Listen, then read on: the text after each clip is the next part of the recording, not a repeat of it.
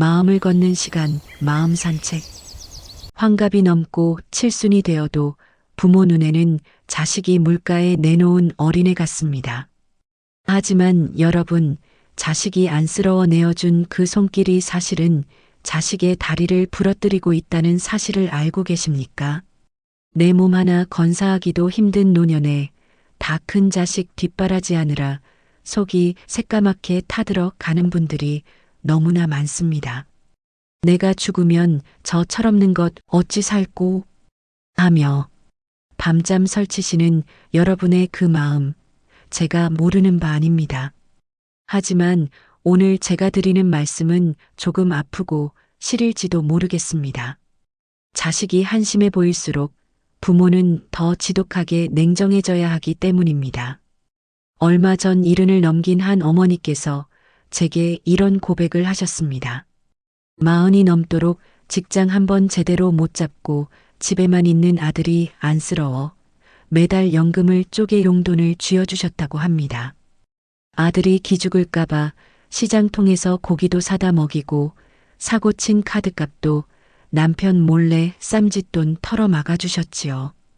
그런데 어느 날 아들이 어머니에게 고맙다는 말 대신 엄마가 돈을 이만큼밖에 안 주니까 내가 이 모양 이 꼴로 사는 거 아니냐며 소리를 지르더랍니다. 그 순간 어머니는 가슴이 무너져 내렸습니다. 아들을 위한다고 했던 그 모든 정성이 결국 아들을 부모 등골만 빼먹는 괴물로 만들었다는 걸 깨달으신 겁니다. 여러분, 자식이 한심해 보인다고 해서 부모가 그 인생의 운전대를 대신 잡아줄 수는 없습니다. 부모가 대신 살아줄 수 없는 인생인데 왜 우리는 자꾸만 자식의 짐을 대신 짊어지려 할까요? 자식이 스스로 일어서지 못하고 비틀거릴 때 곁에서 부축해주는 것이 사랑이라 믿으셨겠지만 사실 그건 사랑이 아니라 독입니다. 내가 없으면 당장 굶어 죽을까봐 겁이 나시나요? 하지만 여러분이 계실 때 매를 맞고 일어서는 법을 배우지 못한 자식은 나중에 여러분이 떠나고 나면 정말로 일어서지 못하게 됩니다. 이제는 그 무거운 짐을 내려놓으셔야 합니다. 자식이 미워서가 아니라 자식이 사람 굿이라며 살 수 있게 만들기 위해서입니다. 지금부터 자식이 아무리 한심해도 부모가 절대 해서는 안 될 5가지에 대해 깊이 있는 이야기를 나누어 보려 합니다. 이 이야기가 여러분의 남은 여생을 평안하게 하고 자식을 진정으로 살리는 길이 되기를 간절히 바랍니다. 자, 그럼 시작하겠습니다. 한심한 자식에게도 절대 해주면 안 되는 첫 번째, 내 노후 자금을 헐어서 주는 경제적 지원. 여러분, 가장 가슴 아픈 말이 무엇인지 아십니까? 바로 자식 입에 밥 들어가는 것만 봐도 배부르다는 말입니다. 우리 어머니들은 평생을 그렇게 사셨지요. 내가 덜 먹고 내가 덜 입어서 자식 공부시키고 집 한 칸 마련해주면 부모 돌이 다한 줄 알았습니다. 하지만 자식이 30이 넘고 40이 넘었는데도 여전히 부모의 주머니를 넘본다면 그때는 사랑이 아니라 비수를 꽂아야 합니다. 내 노후 자금을 헐어 자식의 뒷바라지를 하는 것, 이것이 자식 인생과 내 인생을 동시에 망치는 가장 빠른 길이기 때문입니다. 주변을 한번 돌아보십시오. 평생 공무원으로 성실하게 일하며 퇴직금을 두둑이 받으신 한 아버님 사례가 떠오릅니다. 남부러울 것 없는 노후가 보장된 분이었지요. 그런데 어느 날 사업이 망해가는 아들이 찾아와 무릎을 꿇고 눈물을 흘리더랍니다. 아버지, 이번 한 번만 도와주시면 정말 재기할 수 있습니다. 손주들 길바닥에 나앉게 보실 겁니까? 그 눈물에 마음이 약해진 아버님은 살던 집을 담보로 잡히고 퇴직금까지 몽땅 털어주셨습니다. 결과가 어땠을까요? 사업은 결국 일어서지 못했고 그 아버님은 70이 넘은 나이에 경비 일을 하며 월세방을 전전하고 계십니다. 더 기가 막힌 건 그토록 도와줬던 아들이 이제는 미안하다는 연락조차 피하며 발길을 끊었다는 사실입니다. 부모의 빈곤은 자식에게 가장 큰 짐이자 불효의 씨앗이 됩니다. 내가 돈이 없으면 나중에 몸이 아파도 자식에게 손을 벌려야 하고 자식은 그 무게를 견디다 못해 부모를 원망하게 됩니다. 부모님이 그때 그 돈만 안 주셨어도 우리 가족이 이렇게 힘들지는 않았을 텐데 하며 말이지요. 돈을 줄 때는 생색이라도 나지만 돈이 떨어져 자식에게 얹혀 살게 되면 그때부터는 죄인 아닌 죄인이 되어 눈치를 보며 살아야 합니다. 심리학자들은 말합니다. 부모가 자식의 경제적 결핍을 바로 해결해주면 자식은 스스로 살아남는 생존 근육을 잃어버린다고요. 배가 고파야 사냥을 하는 법인데 가만히 있어도 부모가 입에 고기를 넣어주니 자식은 영원히 어린 사자로 머무르게 되는 것입니다. 여러분, 지금 당장 자식이 안쓰러워 지갑을 열고 싶으신가요? 그 돈은 자식을 위한 돈이 아니라 여러분이 끝까지 품고 있어야 할 마지막 자존심입니다. 내가 단단하게 서 있어야 자식도 기댈 언덕이 생기는 법입니다. 냉정하게 들리겠지만 자식의 손을 놓으십시오. 그것이 자식을 야생에서 살아남게 만드는 진짜 부모의 사랑입니다. 한심한 자식에게도 절대 해주면 안 되는 두 번째. 인생의 정답을 가르치려는 훈수. 부모 마음은 다 똑같습니다. 내가 살아보니 이게 길이고 저게 낭떠러지인데 내 자식만큼은 험한 길 가지 않고 탄탄대로만 걷길 바라시죠. 그래서 자식이 하는 꼴이 답답하고 한심해 보일 때마다 입술을 깨물며 참다가도 결국 한마디 툭 던지게 됩니다. 너는 왜 그렇게 사니? 엄마 말대로 이렇게 하면 금방 해결될걸. 하지만 여러분, 부모가 자식 인생의 정답을 써주려 할수록 자식의 인생은 오답투성이가 된다는 사실을 알고 계십니까? 어느 60대 어머님께서 제게 하소연을 하셨습니다. 30 중반인 딸이 직장을 그만두고 공무원 시험 준비를 하겠다고 했을 때 어머님은 펄쩍 뛰며 반대하셨답니다. 요즘 공무원이 뭐가 좋냐? 차라리 기술을 배워라. 아니면 시집이나 가라. 딸이 공부하는 내내 옆에서 사사건건 훈수를 두셨지요. 결국 딸은 시험에 떨어졌고 지금은 엄마와 말 한마디 섞지 않는 남남처럼 지내고 있습니다. 딸이 하는 말이 이랬답니다. 엄마가 내 인생 대신 살아줄 것도 아니면서 왜 자꾸 엄마 잣대로 나를 판단해? 엄마 때문에 숨이 막혀서 아무것도 못하겠어. 심리학에서는 이를 자기 효능감의 상실이라고 부릅니다. 자식은 스스로 선택하고 실패하고 다시 일어서는 과정을 통해 성장합니다. 그런데 부모가 미리 정답을 다 알려주고 훈수를 두면 자식은 나는 내 힘으로 아무것도 할 수 없는 존재구나라고 느끼게 됩니다. 겉으로는 한심해 보여도 그 비틀거림은 자식이 자기만의 길을 찾아가는 소중한 과정입니다.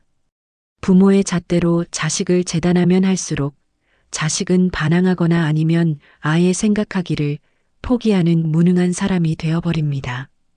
독일의 철학자 니체는 자신을 극복하는 사람만이 진정한 인간이 된다고 했습니다.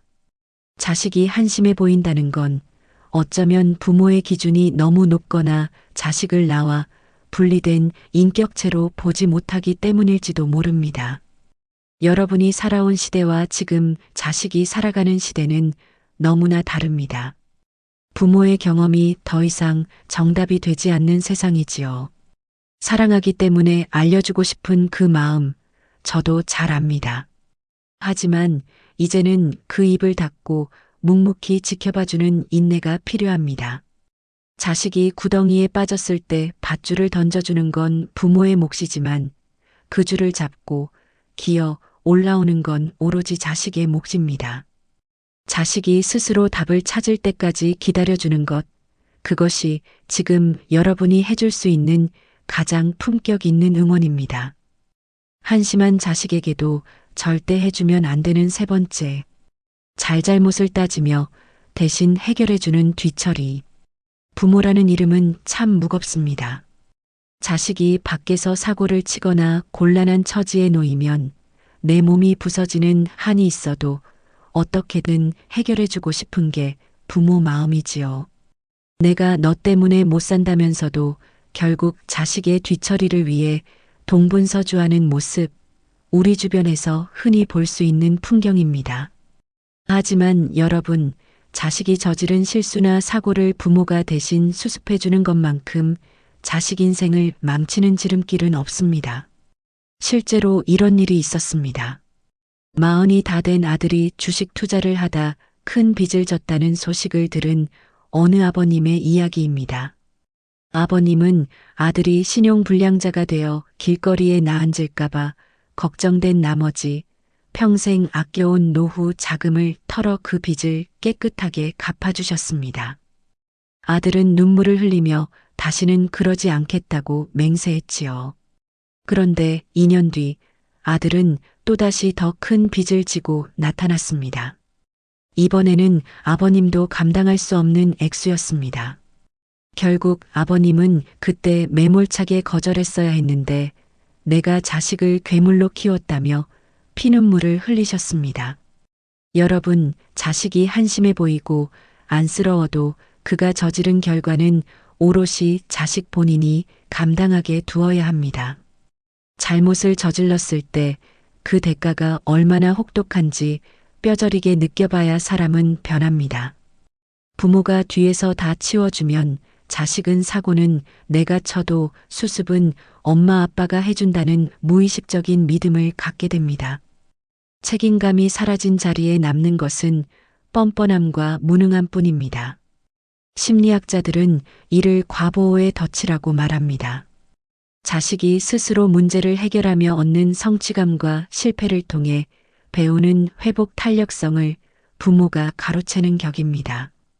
자식이 경찰서에 가고 신용불량자가 되고 직장에서 쫓겨나는 것보다 더 무서운 것은 평생 부모의 그늘 아래서 스스로 아무것도 못하는 정신적 불구로 사는 것입니다.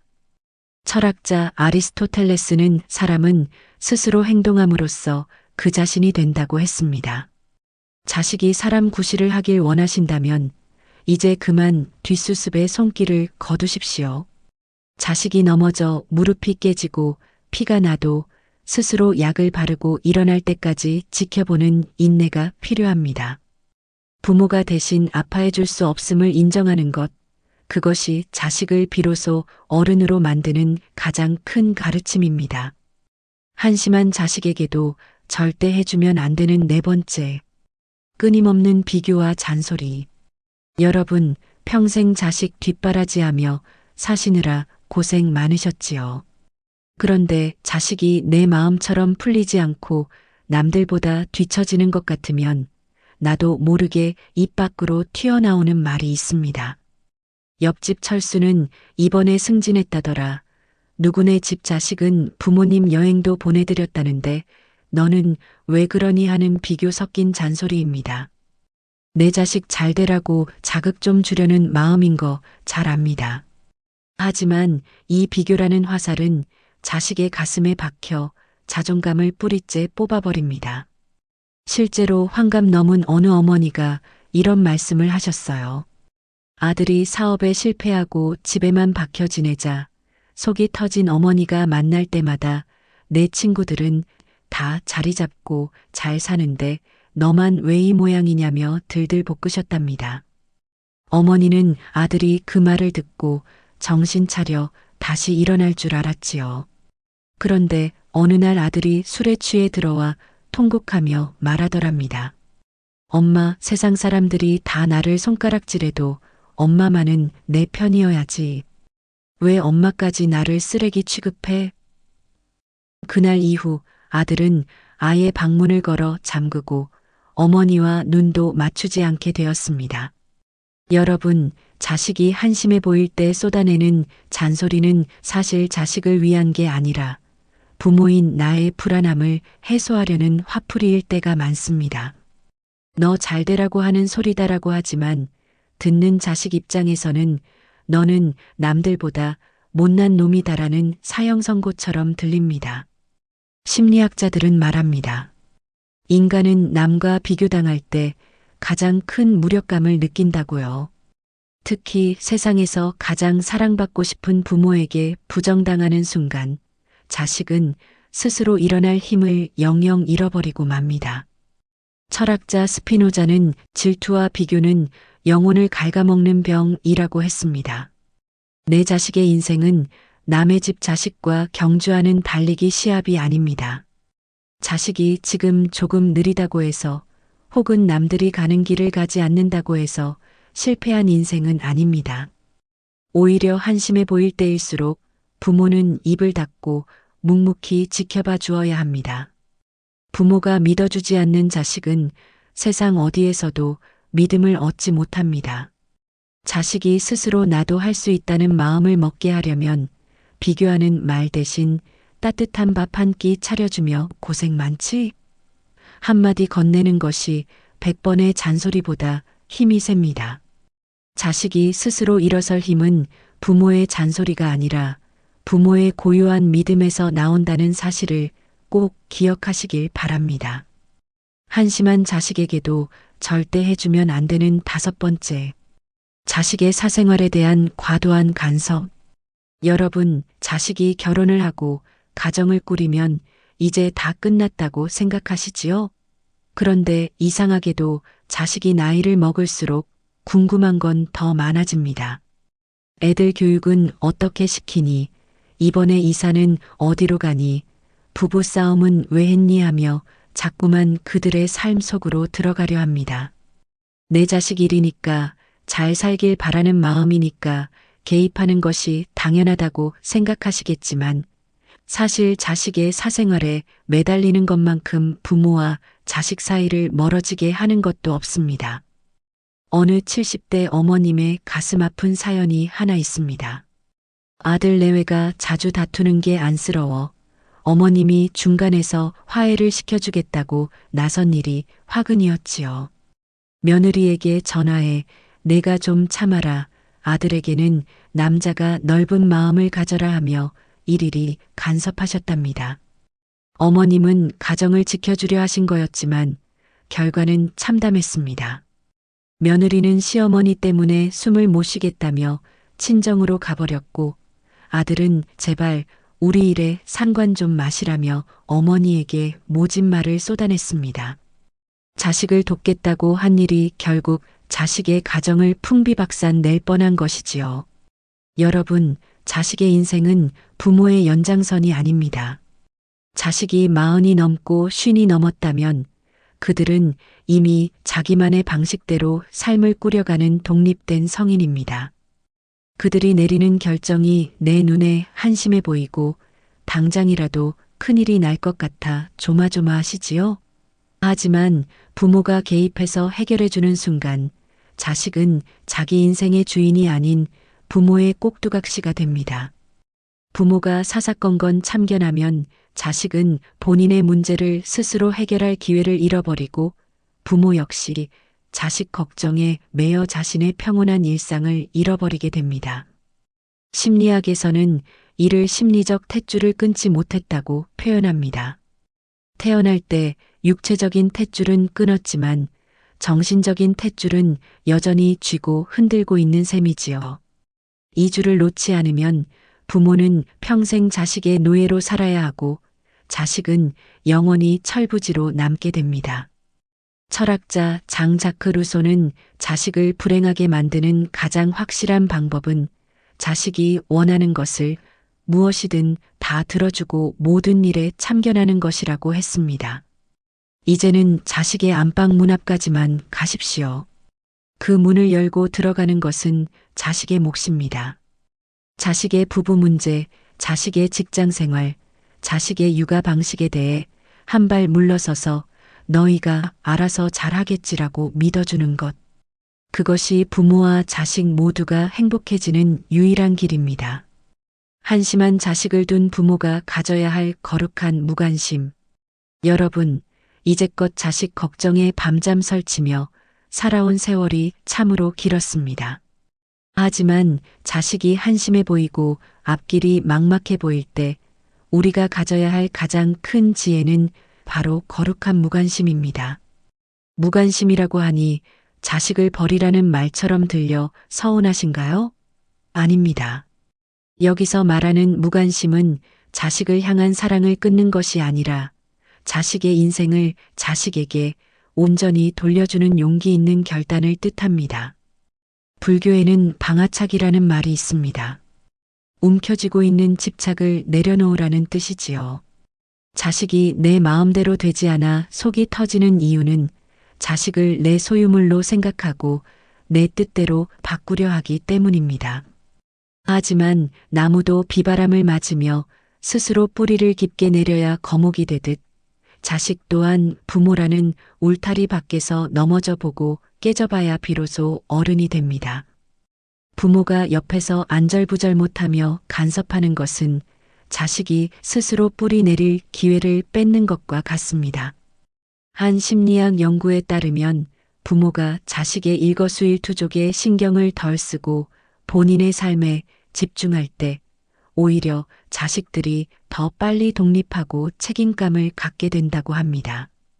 부모가 나만 바라보고 있으면 자식은 그 시선이 부담스러워 도망치거나 아니면 부모에게 영원히 기생하려 듭니다. 반대로 부모가 자기 인생을 즐겁고 당당하게 살아가는 모습을 보여주면 자식은 그때 비로소 나도 내 인생을 책임져야겠구나라는 자극을 받게 됩니다. 독일의 철학자 쇼펜하우어는 모든 고통은 집착에서 온다고 했습니다. 자식이 한심해 보이는 고통에서 벗어나는 방법은 자식을 고치는 것이 아니라 자식을 바라보는 나의 시선을 거두는 것입니다. 자식이 오늘 늦잠을 자든 직장을 그만두든 밥을 굶든 그것은 자식이 감당해야 할 몫입니다. 내 인생은 내 것이고 내 인생은 내 것이다. 이 명확한 선을 긋는 것이 자식을 진정으로 존중하는 길입니다. 여러분, 이제 자식 걱정은 그만 접어두고 나를 돌보십시오. 자식이 사고를 칠까봐, 굶어 죽을까봐 미리 걱정하며 사서 고생하지 마세요. 자식은 생각보다 강합니다. 부모가 믿어주고 모른 척 해줄 때 자식은 비로소 자기 발로 땅을 딛고 서는 법을 배웁니다. 이것이 바로 자식을 살리고 나를 살리는 가장 위대한 부모의 지혜입니다. 이제는 자식이 아닌 당신의 이름을 찾으세요. 여러분, 여기까지 오시느라 참 고생 많으셨습니다. 오늘 제가 드린 말씀들이 어쩌면 여러분의 가슴에 차가운 바람을 불어넣었을지도 모르겠습니다. 자식을 금지옥엽 키워온 세월이 얼마인데 이제 와서 냉정해지라니 참 야속하게 들리셨겠지요. 하지만 이 모든 이야기는 결국 자식을 사랑하지 말라는 뜻이 아니라 여러분의 남은 인생을 자식의 조연이 아닌 본인 인생의 주인공으로 살아가시라는 간절한 응원입니다. 우리는 평생 누구의 아내로, 누구의 엄마로, 또 누구의 할머니로만 불리며 살아왔습니다. 자식이 기쁘면 나도 기쁘고 자식이 한심하고 속을 썩이면 내 세상이 다 무너지는 것처럼 살았지요. 그런데 여러분, 자식은 결국 부모의 품을 떠나 자기만의 길을 가야 하는 손님과 같습니다. 그 손님이 가는 길에 돌멩이가 있다고 해서 부모가 미리 다 치워주면 그 자식은 평생 혼자서는 걷지 못하는 아이로 남게 됩니다. 이제는 자식 걱정에 밤잠 설치던 그 정성을 오롯이 여러분 자신에게 쏟으셨으면 좋겠습니다. 자식에게 줄 용돈 아껴서 맛있는 것 사 드시고 자식 뒷바라지하느라 못 배운 것 있으면 이제라도 배워보세요. 친구들과 여행도 다니고 예쁜 옷도 한 벌 사 입으시며 여러분의 이름을 되찾으시길 바랍니다. 부모가 행복하고 건강하게 자기 삶을 즐기는 모습이야말로 자식에게 줄 수 있는 가장 큰 유산이자 위로입니다. 한 심리학자는 부모가 행복해야 자식도 행복해질 용기를 낸다고 했습니다. 여러분이 자식 걱정에 매달려 얼굴을 찌푸리고 있으면 자식은 죄책감 때문에 더 움츠러들 뿐입니다. 하지만 여러분이 활짝 웃으며 나는 잘 지내니 너도 내 인생 멋지게 살아라 하고 등 두드려 주시면 자식은 비로소 자기 인생을 책임질 용기를 얻게 될 것입니다.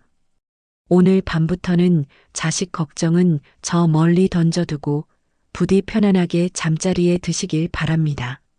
자식은 자식의 복대로 살 것이고 여러분은 여러분의 복대로 빛나는 노후를 보내실 자격이 충분합니다. 여러분은 이미 충분히 훌륭한 부모였습니다. 이제 그 무거운 짐을 내려놓고 세상에서 가장 소중한 여러분 자신을 위해 사십시오.